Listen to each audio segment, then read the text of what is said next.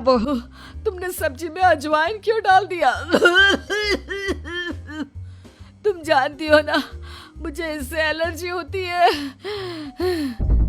माफ कर दीजिए मम्मी जी, मुझे तो पता ही नहीं था। निधि, जल्दी से जाकर मम्मी के लिए पानी लेकर आओ। अरे नहीं नहीं जीजू, आंटी जी की एलर्जी पानी से नहीं बल्कि शहद से दूर हो जाएगी। 1 मिनट रुकिए।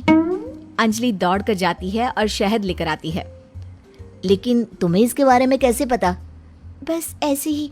आंटी जी ये लीजिए, जल्दी से 1 चम्मच शहद खा लीजिए।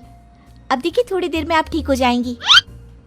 तुमने तो एक बार फिर से मम्मी जी की जान बचा ली अंजलि, वरना मैंने तो आज बहुत बड़ी गलती कर दी थी। थैंक यू अंजलि बेटा, तुम तो वाकई में बहुत अच्छी लड़की हो, सबकी मदद भी करती हो और तुम्हें तो कितनी अच्छी नॉलेज है कि एलर्जी होने पर क्या खाना चाहिए। वाकई में तुम बहुत इंटेलिजेंट लड़की हो Anjali, thank you so much. कुछ दिनों के बाद, भाभी मुझे ऑफिस के लिए देर हो रही है, मेरी एक फाइल है, जरा आप उठाकर रख देना, मैं शाम को आकर आपसे वापस मांग लूंगा। और जरा ध्यान से रखना, बहुत इंपॉर्टेंट फाइल है। ठीक है अमित, मैं आपकी फाइल अच्छे से संभाल कर रखूंगी। अमित के जाने के बाद, देखो अंजलि, ये अमित की ऑफिस की एक बहुत इंपॉर्टेंट फाइल है। मैं जानबूझकर इसे कहीं पर छिपा दूंगी और तुम्हें बता दूंगी कि ये फाइल कहाँ रखी है। बस जैसे ही वो मुझसे फाइल ढूंढने के लिए कहेगा, तुम फाइल झटपट ढूंढ कर ले आना और उसे दे देना। वाह दीदी, मुझे इस घर की बहू बनाने के लिए आप कितनी मेहनत कर रही हैं। शाम के वक्त, भाभी मैंने आपको एक फाइल संभाल कर रखने को दी थी, प्लीज जरा वापस दे दीजिए ना, मुझे एक प्रेजेंटेशन बनाना है। निधि उस फाइल को ढूंढने का नाटक करती है।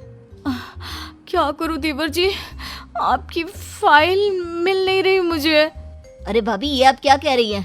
अगर वो फाइल नहीं मिली तो मेरा प्रमोशन नहीं होगा, बहुत इंपॉर्टेंट फाइल है। अमित, ये रही तुम्हारी फाइल। दीदी ने ऐसी ही बैठक में छोड़ दी थी और वो काम करने वाली आती है ना, वो इसे उठाकर डस्टबिन में डालने वाली थी, लेकिन सुबह मैंने तुम्हारी बात सुन ली थी तो संभाल कर रख दिया। अंजलि, मैं कैसे तुम्हारा शुक्रिया अदा करूं? तुम जानती नहीं तुमने मेरे लिए आज क्या किया है। अगर ये फाइल खो जाती ना तो मेरा बहुत बड़ा नुकसान हो जाता।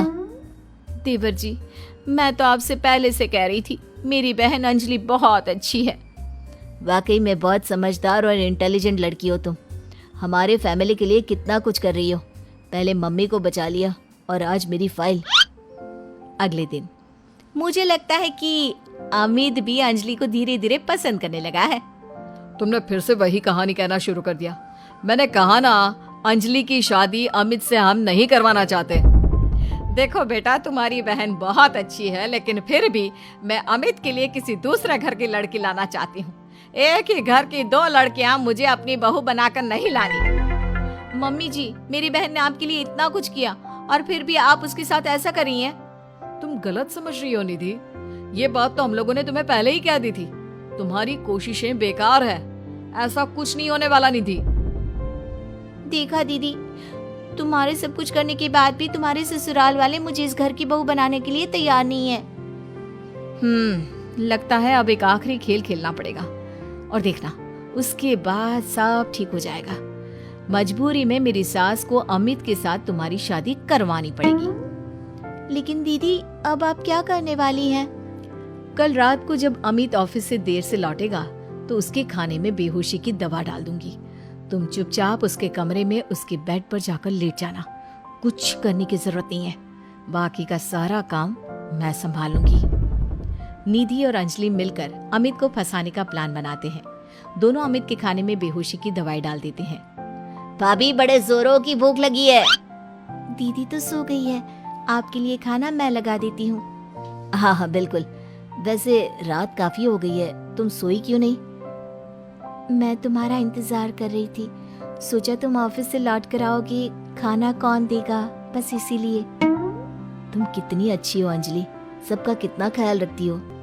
थोड़ी देर के बाद खाना खाकर अमित गहरी नींद में सो जाता है और अपने प्लान के हिसाब से अंजलि उसके पास जाकर लेट जाती है। अगली सुबह, मम्मी जी ये देखिए, अमित मेरी बहन अंजलि से कितना प्यार करता है और कल रात को तो उन दोनों के बीच